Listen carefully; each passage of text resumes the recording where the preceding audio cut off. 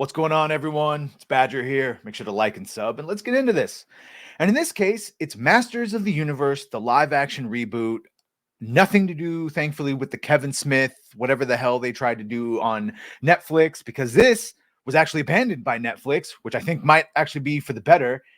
Masters of the Universe is one of those bad movies that's good, but Frank Langella's performance as Skeletor is unironically one of the best villains, and he has one of the best monologues of all time. It is literally goated. It's the greatest monologue of all time is when Skeletor transforms into a god. It is still one of the unmatched monologues. Maybe I'll do a reaction to it at some time so you guys can see it if you haven't seen that movie. But even Dolph Lundgren as He-Man, it's one of those movies where it was probably a bad He-Man movie, but it's just a great 80s movie. Certainly better than anything Kevin Smith tried to do. So here's Masters of the Universe. His live-action reboot gets back on track with an exciting update. Aren't you excited? I mean, I'm sort of excited if they capture any bit of the magic. They probably won't, but the long-gestating live-action reboot of Masters of the Universe seemingly getting back on track after leaving its former home at Netflix.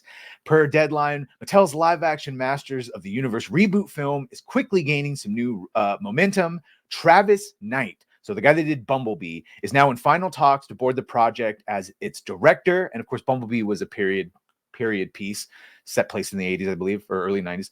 The new word on the screenplay is that it will be rewritten by Paranorman director and co-writer Chris Butler following a previous draft.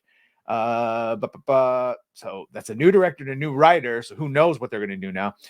Partway through the early development for its streaming platform, Netflix abandoned the live-action Masters of the Universe. Now, of course, they have that Masters of the Universe TV show that's not doing anything because Kevin Smith alienated all his fans. So I guess they would have no reason to do a movie. But here we can see it was later reported that Amazon MGM Studios had taken interest, and now Deadline reports that the company is in the final negotiations to secure the rights. A previous report suggested that Amazon MGM Studios wanted to make the film for a theatrical release. We don't do that anymore. And if it was on Amazon, they go straight. Yeah, see. So we hear the report. If that's the case, it could still end up going straight to streaming on Prime Video, like the upcoming Roadhouse remake, which got the director all mad in his feelings because he thought he was filming a movie to be released theatrically. The new movie, like the original live-action adaptation that starred Dolph Lundgren, Jesus Christ, got a name. But you know, he's actually a physicist, an actual physicist. I know, Dolph. Who would have known? It's based on the animated cartoon series He-Man and Masters of the Universe. According to a plot description, the reboot revolves around 9-year-old Prince Adam crashing to Earth in a spaceship and being separated from his magical sword. Oh, this sounds way too close to Shazam. The only link to his home on Eternia. After tracking it down almost 2 decades later, Adam is whisked back across space to defend his home planet against. Oh, you're gonna make him trapped on Earth.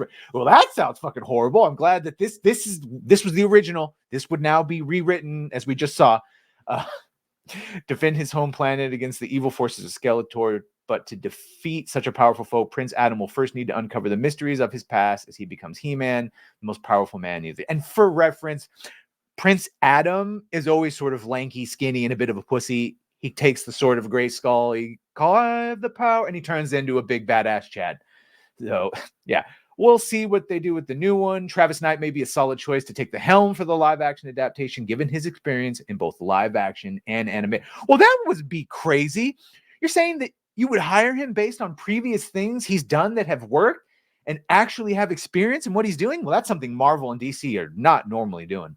As the CEO of the stop-motion animation studio Lakia, Knight served as the lead animator for the acclaimed movie Coraline, which was recently announced to be returning to the theaters for its 15th anniversary. So in other words, he might actually know what the fuck he's doing, which is not something we can normally say about people in Hollywood, because as we know, people are casted now. They're not hired for meritocracy. They're hired to check their check boxes, literally. And we've seen now that those inclusion standards are not just for people on screen. They're not just people below the line. They're people for all of it, behind the camera, in front of the camera, the craft services. There needs to be so many of underrepresented people in the craft fucking services. I shit you not. So whenever you hear about someone actually being hired based on the meritocracy of their work, Well, boy, oh boy, is that a good sign. Let me know what you think of this in the comments. Is this a good sign? Do you think they're going to ruin it? I don't know. 50-50, we say right now. Like, share, sub if you've done that. Thank you. If you're going to do that, thank you. And Well, bye.